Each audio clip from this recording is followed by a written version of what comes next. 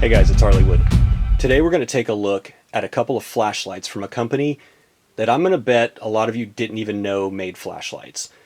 Personally, I didn't even know until recently. These are from Anker.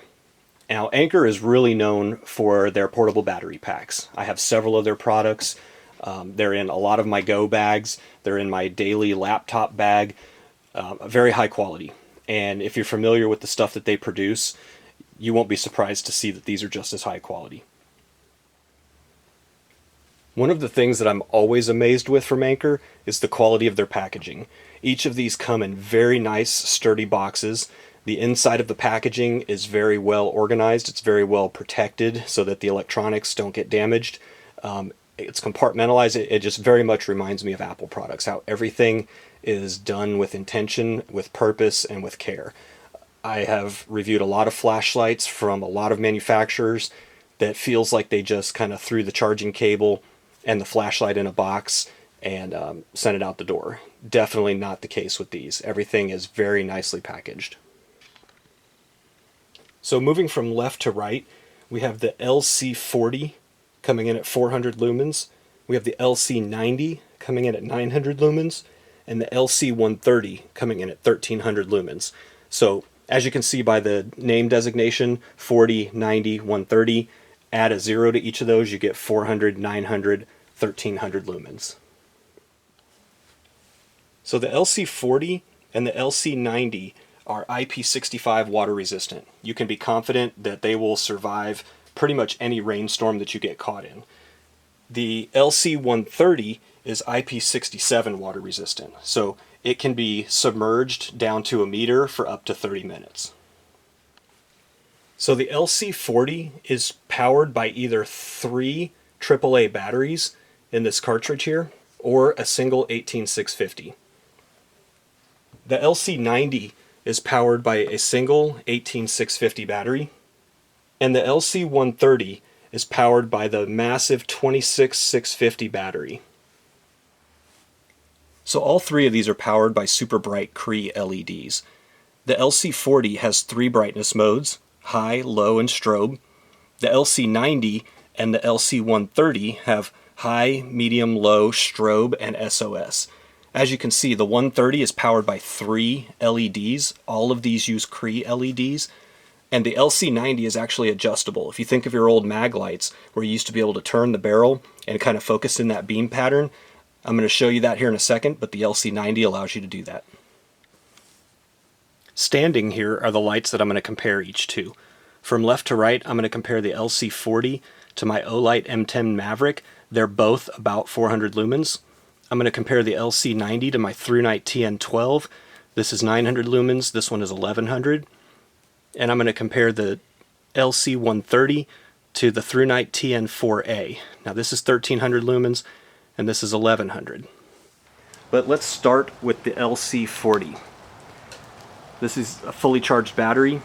That shed is about 30-40 yards away. So here's the LC40, and here's that M10 Maverick. So I believe this one's 350 lumens, and this one is advertised at 400. Again, here's the Anker on the left, and here's the Olight on the right. So you can see that the Anker is quite a bit brighter than the 350 lumens of the Olight. Alright guys, next is the LC90. Remember, this one has the barrel that you can turn to focus the beam. You can see there.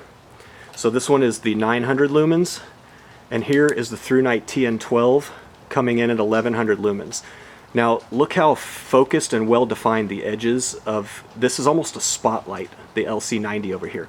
The ThruNite has a much greater wash to it, whereas this is very focused. And again, I can certainly take that out. There we go. And then take it back in.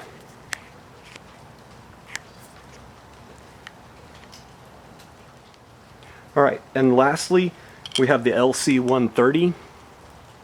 Let's get it to focus there. Coming in at 1300 lumens. And here's the ThruNite TN4A. Now the ThruNite TN4A is more of a spotlight. You can see that the ThruNite is reaching those trees that are about 80, 90, maybe even 100 yards way back there through the middle. This one is not quite going that far because it has a little bit greater spread on it, the LC130. Here's the through night TN4A, and here's the LC130. 1300 lumens and 1100 lumens. So earlier I mentioned that on the LC90 you could twist the barrel to focus the beam pattern. And while you certainly can twist the barrel, that's not actually what does the focusing. I think I was just actually doing that by accident. While I was just outside playing with these more, I've discovered that you push out and pull in, and that is what facilitates the actual focusing. I think I was actually doing this and kind of making it happen on my own and thinking that it was actually the twisting that was facilitating that focus. Alright, so there you saw kind of the outdoor comparison against those other popular flashlights. Let's go over just a few more features, one specifically that I'm really kind of excited about that makes these unique, and then we'll wrap it up. So all of these are tail cap standable, even though they have the tail cap button. Anker did take care to make sure that they can stand on the tail cap. I love this when a flashlight has a tail cap button but is still able to be stood on the cap. It helps you if you're like when I go deer hunting and I'm in my cabin, I can shine it up into the ceiling and it just radiates throughout the room. So very well done there by Anker. The LC90 and the LC130 have something that makes them a little unique.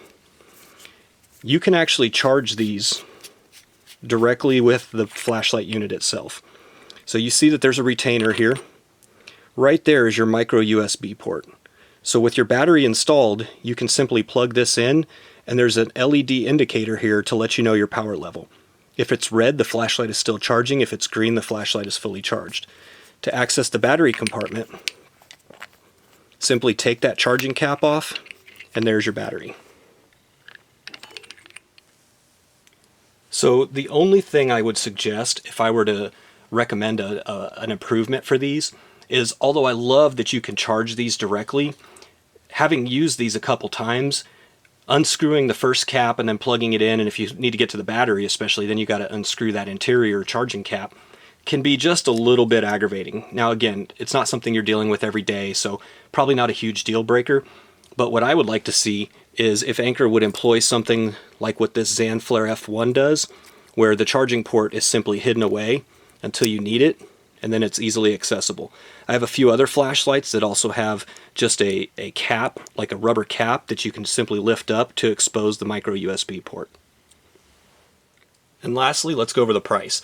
These are actually very reasonable. Starting with the LC40, this is $13. I'm going to post links for all of these in the description below. The LC90 is $30, and the LC130 is $60. That's highly competitive with most of the other flashlights that I just compared them to. So that's it, guys. A fairly new product offering from Anker. Again, I've used Anker products for years, wasn't even aware that they had made flashlights. To my knowledge, maybe they have been making them for a little while. To me, these are new. So kind of excited about it. They've got some really nice features that I'm kind of excited to see on very reasonably priced flashlights, to be honest with you. Most flashlights that have these kind of features would come in, probably $15, $20, $30 higher than what these are coming in for. Especially that LC40 coming in at $13. I want to say that O-Light that I compared it to is probably 3 or 4 times that. So very nice job by Anker, making some very nice quality flashlights at reasonable prices. Thanks for watching, guys. If you like what you saw, hit that subscribe button below. I'm going to post links to these in the description. Let me know your thoughts. Any comments, I'll be happy to answer them. Thanks for watching, and we'll see you on the next one.